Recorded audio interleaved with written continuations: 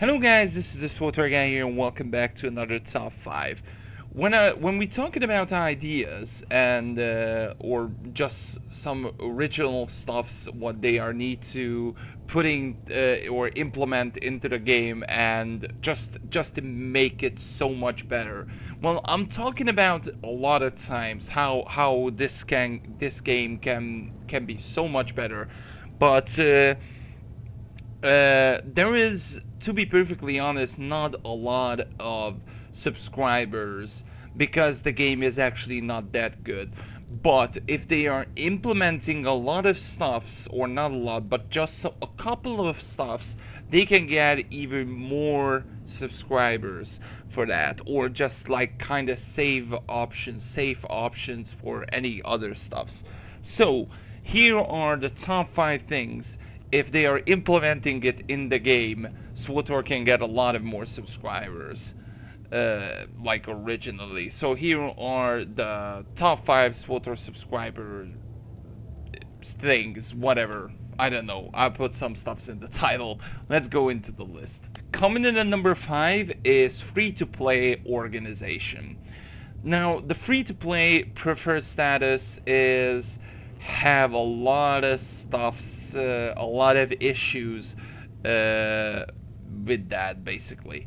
If you are a free-to-player, so you didn't pay anything for SWTOR, of course you can get the main thing, which is story. But like, not getting only 2 of these crew skills, why? Why not getting all of them? It doesn't make any sense to put like 2 of them and 1 just inactive. Or, for example, when you character customize, you cannot hide your head slot. I mean, are you kidding me?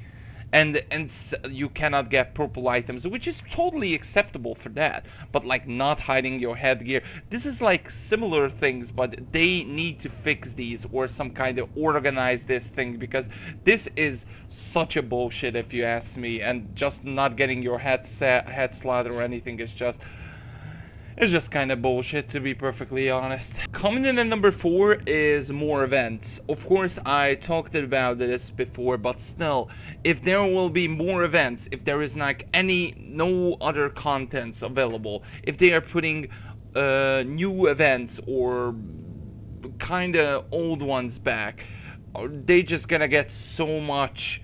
The people are gonna get so much into it, and a lot of people are gonna say, oh, maybe I'm gonna subscribe and check it out again, and maybe you guys can get a 3 or 4 month subscription because of that, or maybe a 1 month because I wanted to play like the Grand Nashada whatever event, which was one of the most successful events in SWTOR. So maybe if they are putting stuff like this in the game, this can be a lot of savior. Like, that stuff is incredible, and a lot of people enjoyed it, including myself as well. Wasted like 5 million credits for that, but still it was enjoyable.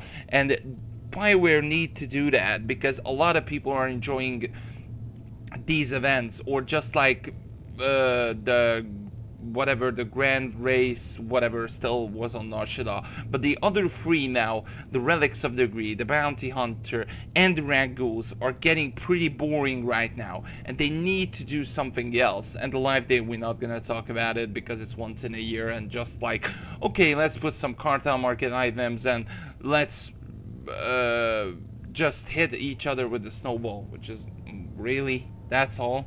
They need to do something with these events. Coming in at number 3 is Minigames. Like, still, if I'm gonna talk about Minigames, there is a lot of choices where they can go. But the main thing where you can go is Pazak. Pazak is one of the most lovable thing back in KOTOR. Basically same as Blackjack. If you hit 20 first, you won, or 21 you won, pretty much. Or if it's higher above, then obviously you lost. It's just a pretty simple idea, but it's still pretty enjoyable thing. There's not much thing to do, just putting it in the game. And there is the sabak as well, or there is the jarik there, where you can, for example, collect pets from the cartel market. That would be a pretty sick idea, just to collect the jarik table pets from the cartel market and use it in the jarik table for matches for against AI or against players. That would be sick, but it's not in the game, but just these minigames. I know the swoop race thing is not in there, and there will not be because of the server issues. They are talking about that at one point. But still, minigames can save a lot. Just look at other games and you will see. Coming in at number 2 is choices that matters. Well, this is probably bloody obvious, but still, if they are putting this in, that will be pretty sick. Like, for example, they just done not so long ago the Alliance Alert mission, where you can use between Sergeant Rusk or Sketch, and you can kill Sketch. Kill it. Like, probably 4 or 3 years ago, people are imagining it, or just finally they are just said, finally, after 5 long years, I finally killed him. Pretty much that is what you need to do. Choices that matters in the storyline, not just like, okay, they are just gonna say, okay, you're done a lot of thing in there, or you just, oh my god, you killed the Seculians or the Imperials. That's such a bullshit thing. This is what they are saying, and after that, nothing else. The story continues again. I wanted to get something else, like what really infects us. Like, I don't know, in 2 or 3 episodes later, doesn't really matter, but just infecting the storyline, or just any kind of story which infects or matters at some point. That will be such a save for SWTOR, and just not in there too much. Like, that matter thing is like 10% out of the 100. The 90% is like, okay, fuck it, let's go to the storyline again. That's that.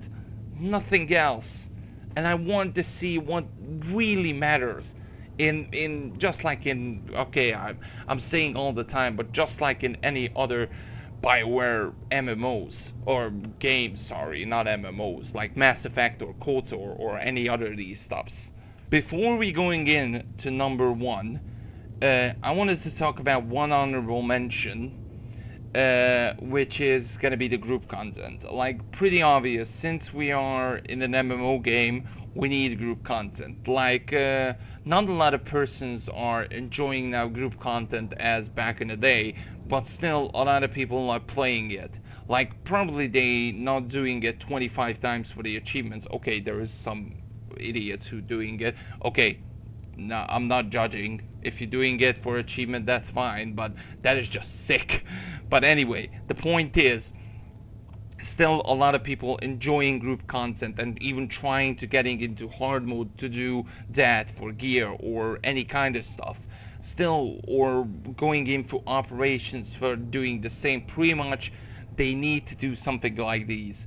A lot of group content need for this game, because it's just lacking out of group content. The heroics now down to 2, which is pretty much soloable, and the operations are at the moment fine, but still they need to do it a little bit more. Just then 8 or 9 operations, which is not that good. They need to do more group content, or maybe just something else which is group content. Maybe the PvP, which is also group content. So something like that. Need to do it. As must do it. But let's go into number 1. Coming in at number 1 is class story. Well, back in the previous episode, I talking about like new classes, what they are, what they can implement. Since the companions now not really matter, maybe they are just gonna focus now on the character itself, or just like class stories. Back in the day when the Star Wars Shadow of Revan expansion came out, there is a little side mission where you went back to one of your old mates or whatever who you find and basically just played it or just checked out. That was so good. For example, for the Jedi Knight, it was incredible. I really loved it, and I was like, opened up my eyes and my jaw was like, oh, what? What did I see? What? Pretty much that. That is what we need. A little bit more, and not just a little bit, much more class story missions. A lot of stories in the classes are pretty good. For example, the Knight one was pretty decent. The Counselor one was alright. The Imperial Agent is absolutely good. The Smuggler one is kinda alright as well. We can talk about on and on, but still, we need to get more class missions or class stories, not just like implementing one main story. Oh, that is fine as well, but we need to get more. Obviously, we need to get more class stories, not just one every year, to be perfectly honest.